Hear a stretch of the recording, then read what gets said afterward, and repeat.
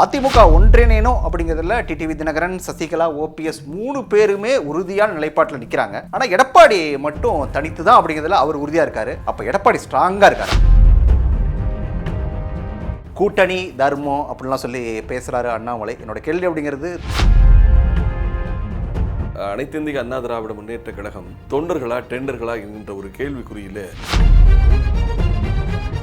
இன்னொரு பக்கம் பார்த்தா அமமுக கூட ஏதாவது கூட்டணி சேர போறீங்களா, இல்லை அமமுக வேட்பாளருக்கு ஏதாவது ஆதரவு அளிக்கிற திட்டம் இருக்குதா?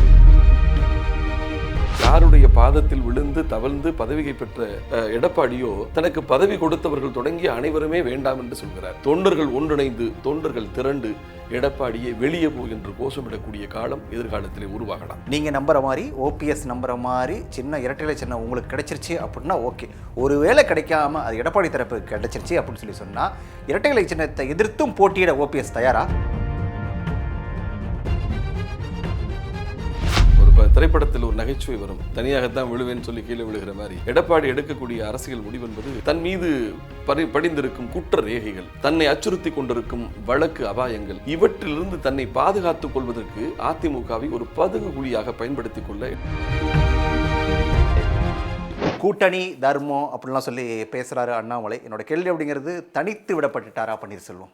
ஒருபோதும் தமிழகத்தினுடைய அரசியலிலிருந்து, குறிப்பாக அனைத்திந்திய அதிமுகவினுடைய அத்தனை அம்சங்களிலிருந்து மன்னன் ஓபிஎஸ் அவர்களை யாராலும் தனித்து விடுவதற்கான முயற்சிகளை செய்தால் அவர்கள் மூக்கறுபட்டு போவார்கள். காரணம், அம்மா காட்டிய அடையாளம் அவர்தான், தொண்டர்களின் உரிமை குரலாக ஒழிப்பவர் அவர்தான். அதனால் அனைத்திந்திய அண்ணா திராவிட முன்னேற்ற கழகம் இன்றைக்கு தொண்டர்களா டெண்டர்களா என்கின்ற ஒரு கேள்விக்குறியில் அனுதினமும் அண்ணன் ஓபிஎஸ் அவர்களுடைய உரிமை குரலுக்கு ஆதரவு பெருகி கொண்டிருக்கிறது. எடப்பாடியாரை பொறுத்தவரை தன்னோடு தன் அமைச்சரவை சகாக்களாக இருந்த ஒரு குழுவை கையில் வைத்துக்கொண்டு அதன் மூலம் பொதுக்குழு உறுப்பினர்களை கொள்முதல் செய்து கொண்டு அனைத்திந்திய அதிமுகவை அபகரிக்க முயற்சிக்கிறார். அப்போ இந்த அரசியல் அபகரிப்பை முறியடிப்பதற்கு திரு ஓபிஎஸ் அவர்கள் எடுத்த முயற்சி ஏறத்தாழ வெற்றியை நோக்கி விரைந்து கொண்டிருக்கிறது. என்னை பொறுத்தவரை EVKS இளங்கோவனுக்கும் அண்ணன் ஓபிஎஸ்ஸுக்கும் ஒரு ராசி இருக்கிறது. அவர் தேனியில் போட்டியிட்ட போதுதான் அனைத்திந்திய அதிமுகவின் ஒற்றை வெற்றியான தேனி பாராளுமன்ற தொகுதியின் வெற்றியை தேனியிலே ஈட்டி இதே EVKS இளங்கோவனை அங்கே தோற்கடித்து அனைத்திந்திய அதிமுகவின் மானத்தையும் கௌரவத்தையும் காப்பாற்றியது அண்ணன் ஓபிஎஸ் தான். இன்றைக்கு அதே களம் சட்டமன்ற தொகுதியாக ஈரோடு கிழக்கிலே ஒரு வாய்ப்பு அமைந்திருக்கிறது, அதே EVKS இளங்கோவன். ஆக அண்ணன் ஓபிஎஸ் அவர்களை பொறுத்தவரை மீண்டும் தர்மத்தை நிலைநாட்டி, நான் தான் அனைத்திந்திய அதிமுகவின் தேர்வு செய்யப்பட்ட 1.5 கோடி தொண்டர்களினால் தேர்வு செய்யப்பட்ட ஒருங்கிணைப்பாளர், எனக்குத்தான் சின்னம், இரட்டை இலை சின்னத்திற்கு உரிமை கோருகிற அனைத்து அதிகாரமும் உரிமையும் எனக்குத்தான் இருக்கிறது என்பதை உறுதிப்படுத்துவதற்கான களமாக ஈரோடு கிழக்கு அமைந்திருக்கிறது. எனவே எந்த நிலையிலும் அண்ணன் ஓபிஎஸ் அவர்களை யாராலும் தனிமைப்படுத்த முடியாது. தேனியில் நடந்ததெல்லாம் வேற கதை. அது ஒன்றிணைந்த அதிமுகவாக இருந்துச்சு, எடப்பாடி கூட இருந்தார். இன்னைக்கு எடப்பாடி கூட இல்லை, எடப்பாடி எதிர்த்து நிற்க போறாரு. கூட்டணி அந்த பக்கம் பலமாக இருக்குது. அப்போ தனித்து தான் நிற்கிறாரு ஓபிஎஸ். ஒரு சட்டமன்ற இடைத்தேர்தல் என்பது ஒரு மாநிலத்தின் ஆட்சி மாற்றத்தை உருவாக்க முடியாது, ஆனால் ஒரு அரசியல் மாற்றத்திற்கு வித்திட முடியும். என்னை பொறுத்தவரை ஒரு அரசியல் மாற்றத்திற்கான தொடக்கமாகத்தான் ஈரோடு கிழக்கு அமைக்கப் போகிறது. அந்த அரசியல் மாற்றத்திற்கும் அந்த அரசியல் புரட்சிக்கும் வித்திடக்கூடியவராக அண்ணன் ஓபிஎஸ் இருப்பார் என்பதுதான் என்னுடைய நம்பிக்கை. காரணம் என்ன என்று சொன்னால், பணம் படைத்தவர்கள் குறைஞ்சபட்சம் ஒரு 20 கோடி ரூபாய் இருந்தால் தான் ஒரு சட்டமன்றத்தினுடைய வேட்பாளராக நிற்க முடியும் என்ற நிலை இன்றைக்கு தமிழகத்து அரசியலிலே உருவாகி இருக்கிறது. புரட்சி தலைவர் ஒரு முறை சொன்னார், வாக்களிக்கிற ஓட்டு போடுகிற மக்களாகவே தமிழகத்து மக்கள் இருக்கக்கூடாது, ஓட்டு போடக்கூடிய சாதாரண ஒரு பொதுஜனம் போட்டியிடக்கூடியவராகவும் வர வேணும், அதுதான் உண்மையான ஜனநாயகம் என்று சொன்னார். ஆனால் அப்படிப்பட்ட நிலை இப்பொழுது கிடையாது. பண முதலைகள், பண திமிங்கலங்கள், முறைகேடான வழியில் சொத்து சேர்த்தவர்கள், பல 100 கோடிகளை வைத்திருப்பவர்கள் தான் ஒரு வேட்பாளராக வர முடியும் என்ற நிலை தமிழகத்தில் இருக்கிறது. அதனை மாற்றி ஒரு எளிமை சாம்பானியன் கூட மக்களிடம் வாக்காளனாக நின்று எனக்கு வெற்றி வாய்ப்பை தாருங்கள் என்று கேட்டு அதனை மக்கள் அங்கீகரிக்கக்கூடிய ஒரு அரசியல் மாற்றத்திற்கு வித்திடக்கூடிய வாய்ப்பைத்தான் ஈரோடு கிழக்கு வழங்கப் போகிறது. நான் சொன்னது போல ஒரு அரசியல் புரட்சிக்கு கால்கோள் இடக்கூடிய காரியத்தை அண்ணன் ஓபிஎஸ் ஈரோடு கிழக்கிலே தொடங்க இருக்கிறார். வார்த்தைகளால் மருது அழகராஜ் விளையாடுறீங்க. தனித்து தான் விடப்பட்டிருக்கீங்க. என்ன இன்னொரு பக்கம் பார்த்தா அமமுக கூட ஏதாவது கூட்டணி சேர போகிறீங்களா, இல்லை அமமுக வேட்பாளருக்கு ஏதாவது ஆதரவு அளிக்கிற திட்டம் இருக்குதா?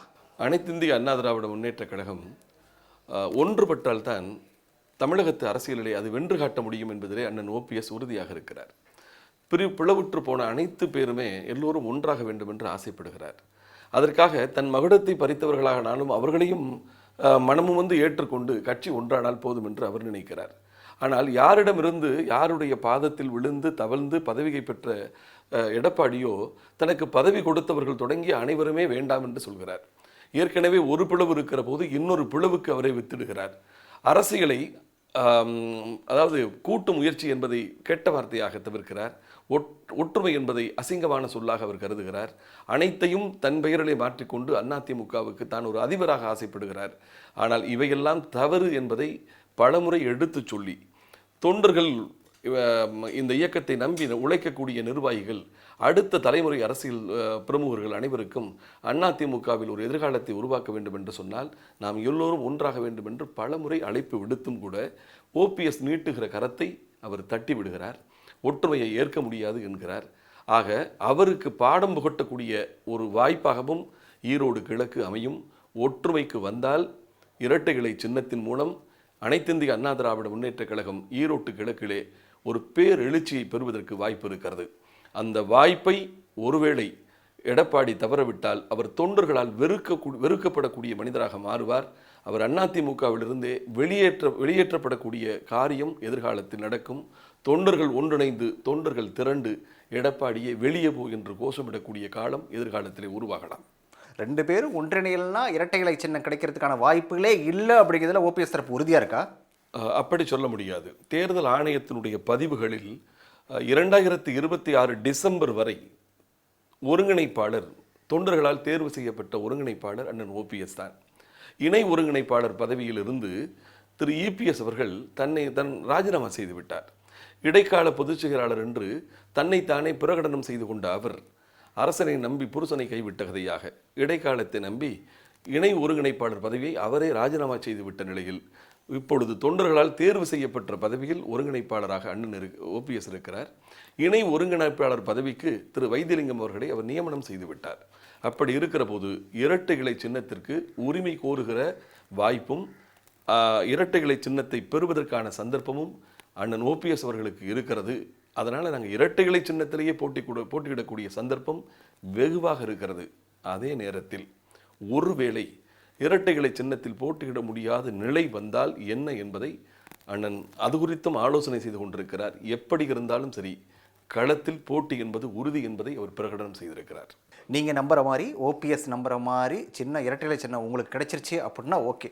ஒருவேளை கிடைக்காம அது எடப்பாடி தரப்பு கிடைச்சிருச்சு அப்படின்னு சொல்லி சொன்னால் இரட்டை இலை சின்னத்தை எதிர்த்தும் போட்டியிட ஓபிஎஸ் தயாரா? எடப்பாடிக்கு இரட்டை இலை சின்னம் கிடைத்தால் என்பதே அத்தைக்கு மீசை முளைத்தால் கதைதான். அவருக்கு அப்படி ஒரு சாத்தியமே கிடையாது. காரணம், இருவரும் இணைந்து கையெழுத்திட்டால் தான் இரட்டை இலை கிடைக்கும். ஆக ஆளுக்கு ஒரு இலை போலத்தான் இன்றைக்கு நிலை. ஆனால் இருவரும் தன்னை பிரிந்திருக்கிற போது இப்பொழுது அவர் இணை ஒருங்கிணைப்பாளர் பதவியிலிருந்து தன்னை ராஜினாமா செய்து விடுவித்து கொண்டு விட்ட நிலையில் ஒருங்கிணைப்பாளராக இருக்கக்கூடிய அண்ணன் ஓபிஎஸ்க்குத்தான் இரட்டை இலை சின்னத்தை பெறக்கூடிய வாய்ப்புகள் இருக்கிறது. அதனால் எடப்பாடிக்கு இரட்டை இலை சின்னம் பெறுவதற்கு வாய்ப்பே கிடையாது என்பதிலே நாங்கள் உறுதியாக இருக்கிறோம். சின்னம் கிடைச்சாலும் கிடைக்காட்டியும் ஈரோடு கிழக்கில் பன்னீர் தரப்பில் போட்டியிட போகிறது உறுதி, அதில் எந்த மாற்றமும் இல்லை. இந்த சூழலில் அண்ணன் ஓபிஎஸ் அவர்களை பொறுத்தவரை தன் நலத்தை விட இயக்கத்தின் நலமும் இந்த இயக்கத்தை நம்பி இருக்கக்கூடிய தொண்டர்களின் எதிர்காலமும் தான் முக்கியம் என்று கருதுகிறார். அதனால் தான் 3 அம்சங்களை அவர் முன்வைக்கிறார். ஒன்று, ஒன்றுபடுதல், அதன் மூலம் வென்று காட்டுதல், இரட்டை இலை சின்னத்தை உறுதிப்படுத்துதல். அது முடியாத நிலையில் இரட்டை இலை சின்னத்திற்கு நான் தான் உரிமைக்காரன், நான் தான் பாத்தியக்காரன் என்பதை தேர்தல் ஆணையத்தில் உறுதிப்படுத்தி இரட்டை இலை சின்னத்தை பெற்று போட்டியிடுவது என்பது 2வது அம்சம். 3வது, ஈரோடு கிழக்கிலே எதிர்நிலையில் போட்டியிடக்கூடியது காங்கிரஸ் கட்சி.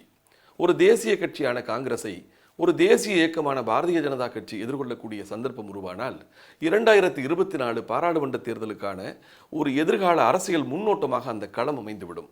இன்னொன்று, நாங்கள் போட்டியிட்டால் எடப்பாடி ஏற்றுக்கொள்ள மறுக்கலாம், எடப்பாடியை போட்டியிட்டால் நாங்கள் ஆதரிக்க மறுக்கலாம். எங்கள் இருவரையும் தவிர்த்துவிட்டு அமமுக தனியே போட்டியிடலாம். ஆக அதிமுக 3 கூறுகளாக தனித்தனியாக நிற்கிற போது ஒருவரை ஒருவர் ஏற்க மறுத்தாலும் இந்த 3 கூறுகளும் ஒன்று சேர்ந்து ஆதரிப்பதற்கு சாத்தியமுள்ள இயக்கமாக பாரதிய ஜனதா கட்சி இருக்கிறது.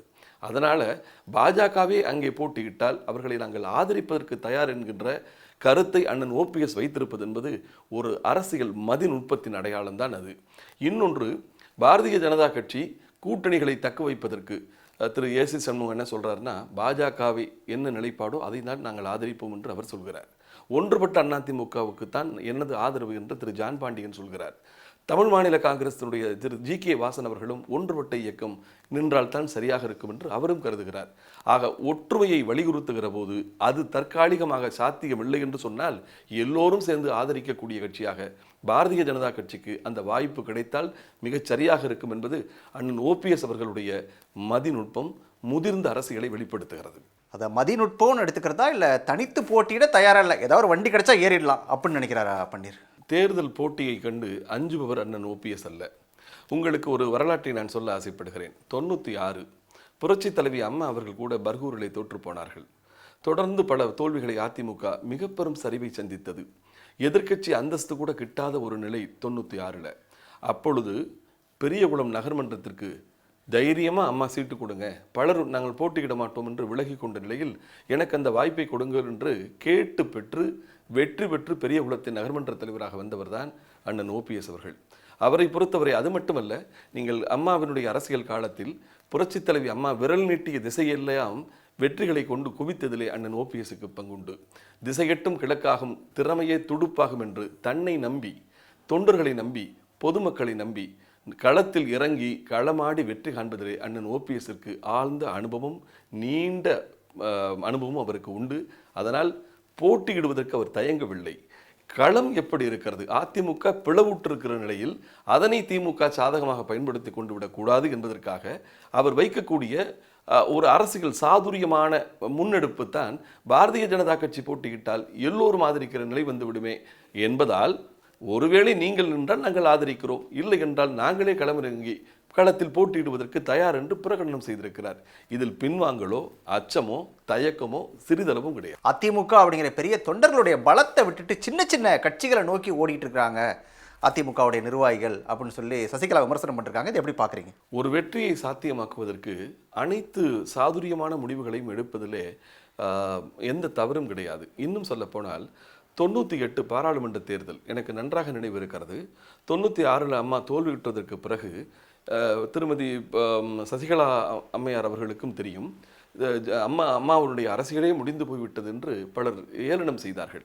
அந்த காலகட்டத்தில் இதே பாரதிய ஜனதா கட்சியோடு கூட்டணி வைத்த போது புரட்சி தலைவி அம்மா அவர்கள் கூட்டணி இயக்கங்களான மதிமுக, திரு வாழப்பாடி ராமமூர்த்தி உள்ளிட்ட பல கட்சி தலைவர்களுடைய வீடுகளுக்கு சென்றார்கள்.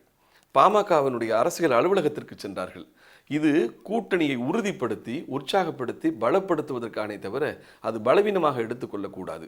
ஒரு ஆளுமை நிறைந்த இயக்கம் ஆளுமை மிக்க தலைமையை இழந்துவிட்டு தவிக்கிற போது ஒரு சின்ன சரிவை சரிப்படுத்துவதற்கு சமன்படுத்துவதற்கு இது போன்ற யுக்திகளை கையில் எடுப்பது அது ஒரு அரசியல் சாதுரியமே தவிர அது கோழைத்தனமோ அல்லது பலம் குன்றிவிட்டதாகவோ அர்த்தமல்ல.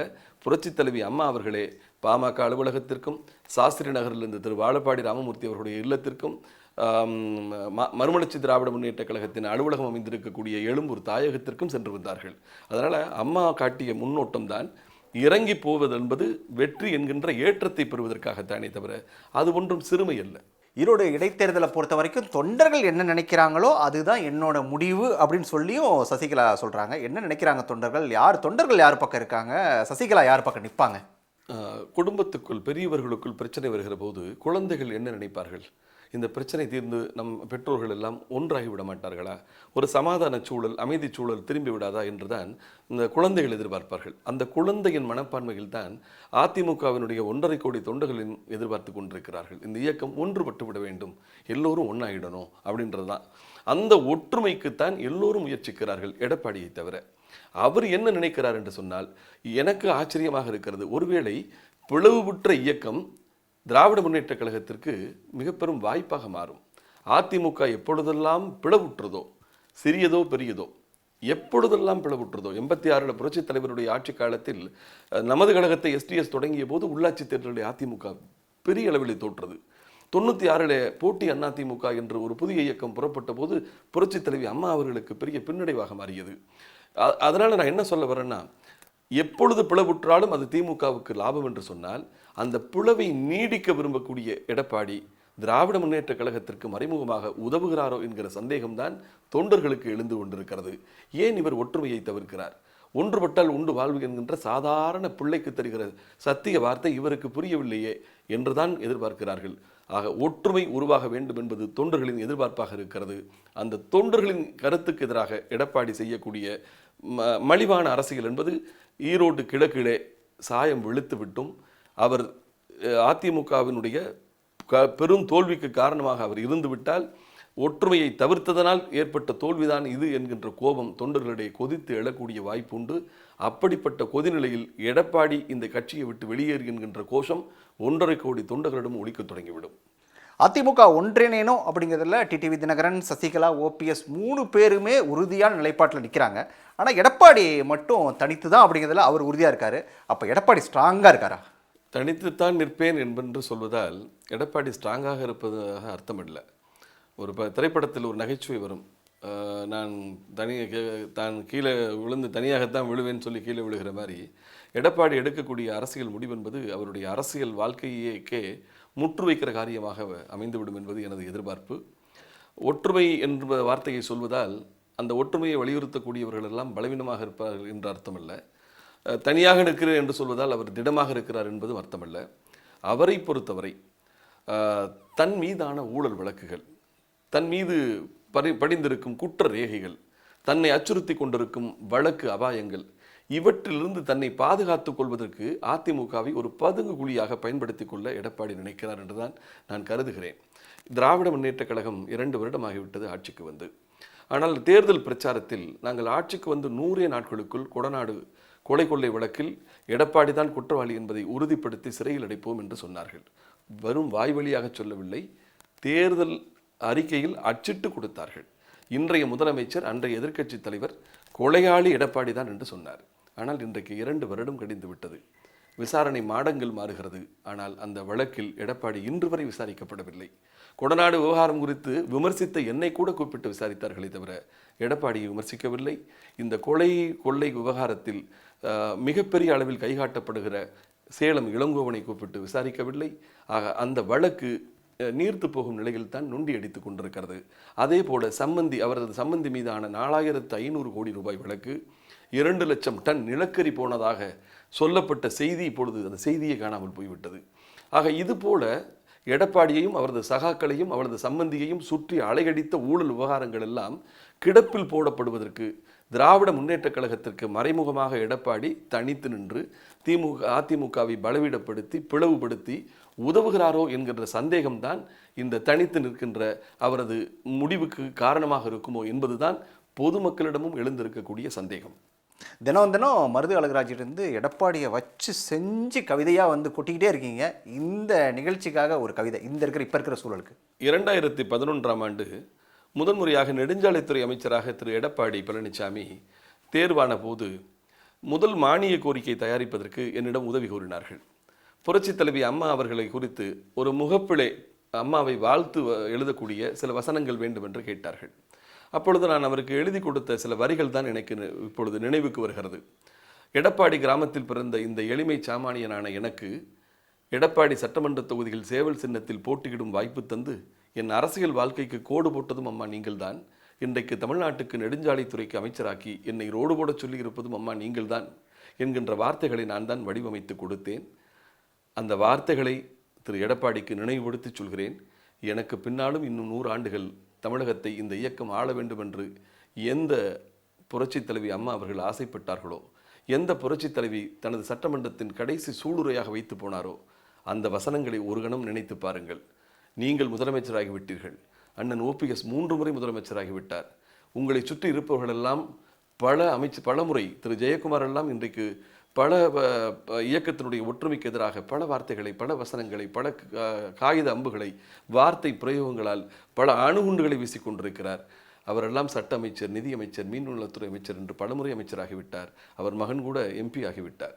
ஆனால் இந்த இயக்கத்தின் எதிர்காலத்தில் தங்களுடைய எதிர்காலத்தை முன்வைத்து உழைத்து கொண்டிருக்கும் லட்சோப தொண்டர்களின் எதிர்காலத்தை நீங்கள் மனதில் வைத்து ஒரு கணம் நினைத்து பாருங்கள். உங்கள் ஆணவத்தையும் அரசியல் அபகரிப்பு அதிகார வெறியையும் தள்ளி வைத்துவிட்டு இந்த இயக்கத்தின் ஒற்றுமைக்கு நீங்கள் மனந்திருந்தி வர வேண்டும் என்பதுதான் இந்த நிகழ்ச்சியின் மூலமாக நான் வைக்கின்ற கோரிக்கை. நிறைய விஷயங்களை பகிர்ந்துக்கிட்டீங்க. நன்றி சார்.